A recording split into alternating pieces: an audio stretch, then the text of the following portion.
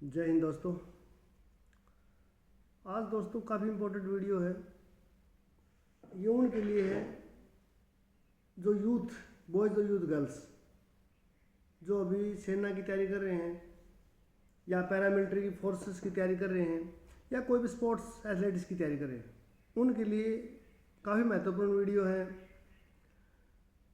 और मेरे जो संपर्क में है कुछ स्टूडेंट हैं, स्कूल के पास +2 पास आउट हुए हैं वो भी हैं, और भी बहुत से स्टूडेंट हैं जो पूछते हैं, फ़ोन करके पूछते हैं कि सर ऐसे ऐसे हमने एकेडमी ज्वाइन कर रखी है लेकिन हमारी रनिंग इम्प्रूवमेंट नहीं हो रही,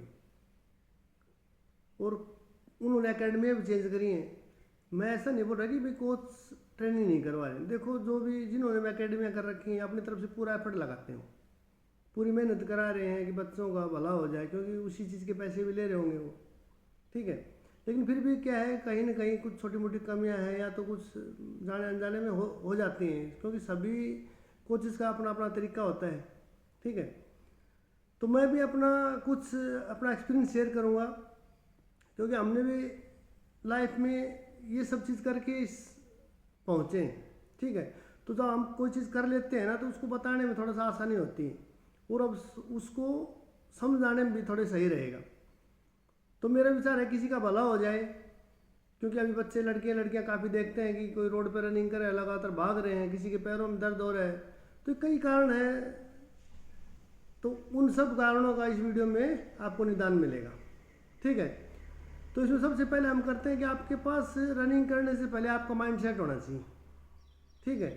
आप रनिंग की तैयारी करने जा रहे हो या किसी एकेडमी में जा रहे हो, खुद सेल्फ कर रहे हो या 4-5 बच्चे ग्रुप में दौड़ रहे हो, तो उसके लिए सबसे पहले आपके पास शूज़ अच्छी क्वालिटी के होने चाहिए, क्योंकि शूज़ बढ़िया होंगे। तो अभी कुछ 400-500 रुपये के सग्गा के जूते पहनते हैं, वो बिल्कुल फ्लैट रहते हैं, उनमें स्पंज रहता नहीं है। बच्चे रनिंग करते हैं, वो कोच ने उनको दौड़ा दिया 4-5 किलोमीटर, वो रनिंग करेंगे, पैर दर्द करने लग जाएंगे, शीन बोन पेन करने लग जाएगी, 4-5 दिन तो जोश जोश में दौड़ेगा, उसके बाद वो पैर की हड्डी दर्द करने लग जाएगी और वो बैठ जाएंगे।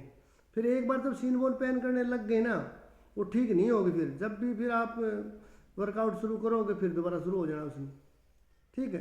तो एक तो सबसे पहले अच्छी क्वालिटी के शूज़ पहनो, ठीक है। दूसरी कंफर्टेबल किट, बढ़िया किट होना चाहिए आपके पास। तीसरा, आपका बॉडी स्ट्रक्चर सही होना चाहिए। बॉडी स्ट्रक्चर सही से मतलब क्या है, जब आप रनिंग करने के लिए चले गए तो पहले आपका इस बॉडी स्ट्रक्चर सही से मतलब ये है कि आपका जो सिर है ना, जो वो जब हम रनिंग करते हैं तो ऐसे ऐसे मतलब दोनों साइड में ऐसे जाना नहीं चाहिए, सिर सीधा होना चाहिए, आपका जो फेस है वो सीधा होना चाहिए, एक चीज़ हो गया। दूसरा क्या है, बॉडी निचली लोअर जो बॉडी है वो शोल्डर बिल्कुल लूज होने चाहिए, मतलब ज़्यादा टाइट नहीं होने चाहिए, शोल्डर थोड़े लूज रहेंगे, ठीक है। तीसरा क्या है, आपकी जो कोहनियाँ हैं ये क्या है, इसके चेस्ट के 7 से होनी चाहिए 90 डिग्री के एंगल में। ये कोहनियाँ ऐसे या क्रॉस ऐसे ऐसे नहीं जानी चाहिए, जब रनिंग करते हैं तो ऐसे ऐसे नहीं जानी चाहिए, मतलब 90 डिग्री के एंगल में हमने जब रनिंग करते हैं तो इस बॉडी के साथ में हमारी ये कोहनियाँ चलनी चाहिए, ठीक है।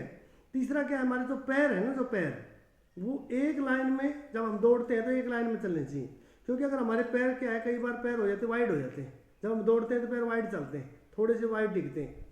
तो जो अगर पैर दोनों साइड में बाहर की तरफ पैर टिकेंगे तो उसमें क्या होता है, जब हम पैर बाहर की तरफ रहेंगे तो मतलब क्या है कि उसको डिस्टेंस कम कवर होगा और टाइम ज़्यादा लग जाएगा। लेकिन अगर पैर बिल्कुल एक लाइन में टेक रहे हैं तो हम जल्दी डिस्टेंस कवर कर लेंगे। एक ये चीज़ ध्यान में रखने वाले हैं। तीसरी और चौथी एक चीज़ इसमें क्या है, जब हम पैर ज़मीन में लैंड करते हैं, ठीक है, तो हमारा पंजा और एडी और पंजे के बीच का हिस्सा टिकना चाहिए, न कि पूरा पैर सब फ्लैट नहीं टिकना चाहिए, ठीक है। पंजा और एडी का बीच वाला हिस्सा टिकना चाहिए, मतलब रोल होकर के पंजा टिका फिर रोल होकर के आगे स्टेप जाना चाहिए, तो उससे हमारे को दौड़ने में काफ़ी आसानी होगी, ठीक है। तो ये सब चीज़ें हमने दौड़ते वक्त ध्यान में रखनी है। उसके बाद में आ जाते हैं हम, लगातार रनिंग करने से कभी रनिंग इम्प्रूवमेंट नहीं होता है। अगर हम लगातार 2 महीने 3 महीने 4 महीने लगातार भाग रहे हैं, टाइम देख रहे हैं, ठीक है भाई, 1600 मीटर की अगर तैयारी कर रहे हैं तो लगातार अगर हम टाइम लिया, आज भी 1600 मीटर, कल भी 1600 मीटर, या फिर कोई लॉन्ग रनिंग चले गए 10 किलोमीटर 15 किलोमीटर, कोई मतलब नहीं उस चीज़ का। उसको आपने अगर बढ़िया इम्प्रूवमेंट करना है तो एक वीकली प्रोग्राम बनाओ, उस वीकली प्रोग्राम के अंदर सबसे पहले आप ये देख लो कि हमने 7 दिन है तो एक दिन तो रिकवरी निकाल दो, एक दिन तो पूरा दिन फुल रेस्ट करना है, ठीक है। नेक्स्ट आप सोमवार से शुरू करो, तो सोमवार से आप सबसे पहले आप टाइमिंग ले लो, ठीक है, कि अपना पहले टाइमिंग देखो भाई मेरा 1600 मीटर का टाइमिंग कितना है, एक दिन आपने टाइमिंग ले लिया। दूसरे दिन आपने इंटरवल ट्रेनिंग कर लिया। इंटरवल ट्रेनिंग के अंदर क्या है कि आपने मान लो 400 मीटर का ट्रैक है तो 4 चक्कर हो गए 1600 मीटर में, तो 300 मीटर के रेपिटेशन लगा लो, 5 या 6 रेपिटेशन लगा लो, ठीक है। तो उसमें हर रेपिटेशन मतलब हर एक राउंड के बीच में आपको, जैसे आपने 45 सेकंड में एक चक्कर लगाया तो आप उसमें जब तक नॉर्मल ब्रीथ नॉर्मल ना हो जाए तब तक आप रेस्ट करो, लगभग 40 से 50 सेकंड रेस्ट करो। फिर दोबारा सेम टाइम, सेम 45 सेकंड के अंदर ही 300 मीटर फिर लगाओ। फिर नेक्स्ट मतलब टाइम लगभग सेम आना चाहिए, 45 सेकंड 50 सेकंड 45 सेकंड 50 सेकंड, ऐसे करके आप 300 मीटर या 400 मीटर की भी रेपिटेशन लगा सकते हो। तो 5-6 रेपिटेशन आप लगाओ, उससे भी आपकी स्पीड इंप्रूवमेंट होगी, ठीक है। उसके बाद में आप लॉन्ग हिल ट्रेनिंग कर लो। हिल ट्रेनिंग के लिए आप कोई ऐसी जगह चुनाव करो जहाँ पे अगर खड़ी चढ़ाई है, 50 मीटर चढ़ाई, तो वहाँ पे आप स्प्रिंट लगा सकते हो। लेकिन अगर कहीं खड़ी है और स्लोप और फिर खड़ी है तो उसमें आप कंटिन्यू 30 मिनट तक कंटिन्यू रनिंग कर सकते हो। कंटिन्यू मतलब क्या है कि अगर आप जैसे चढ़ाई के अंदर आप स्पीड भागो, ठीक है, और जब डाउन होते तो बिल्कुल स्लो बॉडी को लूज छोड़ करके धीरे धीरे डाउन हो, फिर नेक्स्ट चढ़ाई है फिर स्पीड भागो, फिर डाउन होते हो तो फिर स्लो रखो, और फिर चढ़ाई मतलब चढ़ाई के ऊपर स्पीड रखो और डाउन होते तो बिल्कुल रिलैक्स करके डाउन हो। तो ऐसे करके 30 से 40 मिनट का लगातार वर्कआउट कर सकते हो, ठीक है। फिर नेक्स्ट आप फार्ट लेग ट्रेनिंग कर सकते हो। फार्ट लेग ट्रेनिंग के अंदर क्या है कि कोई ऐसी जगह का चुनाव करो जैसे कस्बा है या सिटी है, उससे थोड़ा दूर पहाड़ी है, ऊबड़ खाबड़ ज़मीन है, या कोई खेतों की डोल पगडंडियाँ हैं, या कहीं जंगल झाड़ियाँ हैं, उनके बीच से कोई ऐसा रास्ता चुनाव करो कि वो एक क्रॉस कंट्री टाइप में हो वो रूट, ठीक है, जिसमें अलग अलग प्रकार के हमारे क्या है, समतल भी है, चढ़ाई भी है, ढलान भी है, थोड़ी बहुत रेतीली मिट्टी भी है। तो इस टाइप का उसका कोई डिस्टेंस ये नहीं है कि वो 5 किलोमीटर 4 किलोमीटर, वो 10 किलोमीटर भी हो सकती है, 12 किलोमीटर भी हो सकती है। फोर्ट लेग ट्रेनिंग करने के लिए जाते हो तो उसमें डिस्टेंस कितना भी हो सकता है, और टाइमिंग इसे मेंशन नहीं करना है कि कितना टाइम लगाना है। इसमें आप ग्रुप में निकलो, उसके बाद में कहीं कहीं आप जहाँ पे समतल जगह है वहाँ पे स्पीड से दौड़ो, कहीं चढ़ाई है वहाँ पे बॉडी वेट आगे करके चढ़ाई करो, डाउन होते बॉडी रिलैक्स करके करो। कहीं थोड़ा बहुत रेतीली मिट्टी है उसमें पैरों की ताकत आएगी, उसमें भागो, स्प्रिंट लगाओ उसमें, या कहीं पगडंडी है तो उसमें बैलेंस मिलेगा, कहीं झाड़ियाँ हैं तो उसके नीचे से जाओगे तो थोड़ा कमर का फ्लेक्सिबिलिटी बढ़ेगा। इस टाइप का मनोरंजन भी हो जाएगा और आप नॉर्मल बातचीत करते हुए एक अच्छा खासा लंबा डिस्टेंस तय कर लोगे। तो एक दिन आपका ये वर्कआउट होना चाहिए फोर्ट लेग ट्रेनिंग का, ठीक है। फिर एक दिन आपका पेस रनिंग होना चाहिए। पेस रनिंग से क्या समझते हैं?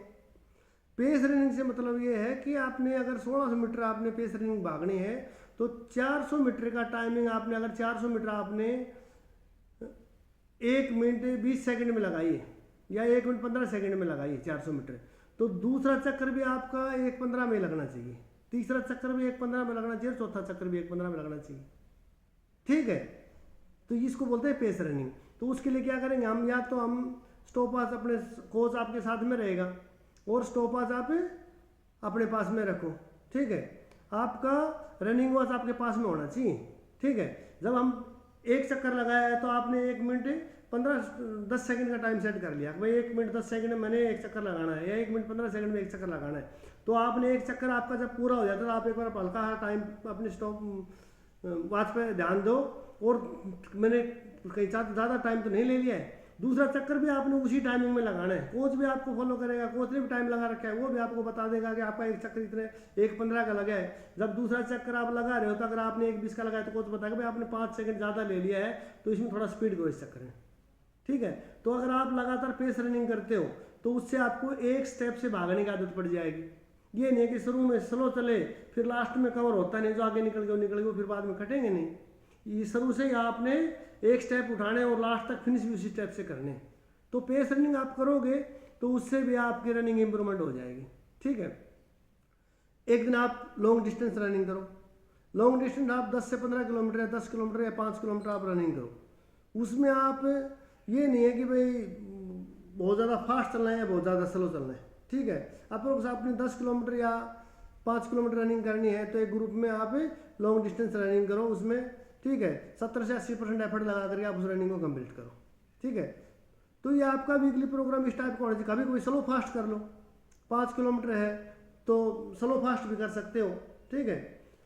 और एक दिन आपका वो रिकवरी होना चाहिए। रिकवरी वाला दिन आपने फुल रेस्ट करना है, बॉडी मसाज करनी है, पार्टनर का स्ट्रेचिंग कर लो, ठीक है। कहीं घूमना नहीं है, बिल्कुल अपना बढ़िया खाना पीना खाओ और रेस्ट करो। तो इस टाइप का अगर वर्कआउट करोगे तो आपकी रनिंग 100% इंप्रूवमेंट होगी, 100%, ठीक है। और इसके अंदर वीडियो काफ़ी लंबी हो जाएगी। इसके अंदर कुछ है, स्ट्रेचिंग है, स्ट्रेचिंग कैट स्ट्रेच है। जैसे हमने रनिंग करने से पहले हम कैट स्ट्रेच करेंगे, शोल्डर स्ट्रेच करेंगे, हिप स्ट्रेच करेंगे, काफ मसल और हैमस्ट्रिंग मसल स्ट्रेच करेंगे। स्ट्रेचिंग करने से क्या होगा कि हमारे मसल्स इंजरी नहीं होगी, ज्वाइंट्स इंजरी नहीं होगी। उसके बाद 2 से 3 मिनट हमने स्ट्रेचिंग किया, 2 से 3 मिनट हमने क्या करना है, जॉगिंग करना है, ताकि जॉगिंग करते वक्त साइड जंप, ठीक है, हाई नी एक्सरसाइज, बैक किक करते हुए ऐसे, या साइड टू साइड एक्सरसाइज करते हुए, जमीन टच करते हुए ऐसे 2 से 3 मिनट लगातार जॉगिंग करनी है। 2 से 3 मिनट जॉगिंग होने के बाद में जब हमारी बॉडी वार्म अप होगी उसके बाद हमने डे का वर्कआउट कर शुरू करना है। भाई उस दिन का क्या वर्कआउट है, तो हमारी इंजरी होने के चांस कम से कम हो जाएंगे, ठीक है। और नेक्स्ट है आपका cooling down. Cooling down most important चीज़ है कि हम रनिंग करके आगे लोग 10 किलोमीटर दौड़ के आए हैं और आकर के बस आकर के रिलैक्स किया और चले गए, तो उससे मसल्स टाइट हो जाएंगे और हमारे ज्वाइंट्स और घुटने से, हमारे ज्वाइंट्स में से लैक्टिक एसिड निकलता है, वो जमा हो जाएगा और हमारे घुटने पेन करने लग जाएंगे, मसल्स पेन करने लग जाएंगे। लेकिन अगर हम अच्छे से स्ट्रेचिंग करेंगे, अच्छे से कूलिंग डाउन करेंगे तो लैक्टिक एसिड जमा नहीं होगा और हमारे घुटने दर्द नहीं करेंगे, मसल रिलैक्स हो जाएंगे, ठीक है। इसलिए कूलिंग डाउन बिल्कुल स्लो कूलिंग डाउन करो, पार्टनर के साथ करो, लेट के करो, ठीक है। काफ मसल का, हैमस्ट्रिंग मसल का, ज्वाइंट्स का, ये सब स्ट्रेचिंग कर करके बॉडी को बिल्कुल रिलैक्स करो और बिल्कुल आपका वर्कआउट फिनिश करो, ठीक है। उसके बाद एक मोस्ट इंपॉर्टेंट पॉइंट है इसमें कि फुल ट्रेनिंग, अपना अच्छा डे का वर्कआउट करो, फुल रेस्ट करो, रेस्ट ही बहुत ज़्यादा ज़रूरी है, और फुल डाइट। तीनों चीज़ फुल बताया तो फुल ही होनी चाहिए। एक भी चीज़ में कमी होगी आप इम्प्रूवमेंट करेगा ही नहीं आपका कुछ भी, ठीक है। क्योंकि अगर हमने अच्छी डाइट नहीं ली और ज़्यादा ट्रेनिंग कर ली तो भी हम दूसरे दिन ठीक से वर्कआउट नहीं कर पाएंगे, ठीक है। और डाइट के अंदर एक दिन डाइट का वीडियो बना देंगे, लेकिन बैलेंस डाइट लो, उसमें आपका प्रोटीन भी होना चाहिए, प्रोटीन की मात्रा ज़्यादा होनी चाहिए, कार्बोहाइड्रेट भी होना चाहिए, मिनरल्स भी होने चाहिए, विटामिन भी होने चाहिए, वसा फैट भी होनी चाहिए, बहुत ज़्यादा ज़रूरी है, ठीक है। तो ये सब चीज़ें होनी बहुत ही ज़्यादा इम्पोर्टेंट है। तो इसका एक दिन वीडियो बना देंगे, ठीक है। और इस वीडियो को ज़्यादा से ज़्यादा शेयर करना, ताकि जो बच्चे तैयारी कर रहे हैं, जो लड़की तैयारी कर रही हैं, लड़कियां तैयारी कर रही हैं, वो मतलब इस वीडियो को देख करके थोड़ा मोटिवेशन भी मिले उनको, और उनको करने का तरीका पता लग जाए कि हमने ये करना है। कई बार हम ऐसे प्रैक्टिस करते हैं, उसका रिजल्ट जीरो होता है, कोई फायदा नहीं है। ये नहीं है कि कोच क्या बोलेगा, अगर कोच को बता सकते हो सर ऐसे नहीं ऐसे करा दो, ज़्यादा कुछ फर्क नहीं है, क्योंकि हम जो चीज़ कर रहे हैं साइंटिफिक चीज़ आपको बता रहे हैं। ये सब चीज़ हमने की है और बड़े बड़े इंटरनेशनल लेवल के प्लेयर इस चीज़ को करके ही आगे बढ़े हैं आज तक, ठीक है। तो जय हिंद दोस्तों, वीडियो ज़्यादा से ज़्यादा, इस वीडियो को ज़्यादा से ज़्यादा शेयर करना, बाकी शेयर करो मतलब कोई मतलब नहीं है, क्योंकि अपना ज़्यादा मकसद नहीं है सोशल मीडिया से। अभी तक काफ़ी दूर थे, अभी चलो सोचा कि कुछ वीडियो बना देते हैं ताकि किसी का भला हो जाए, ठीक है। जय हिंद दोस्तों।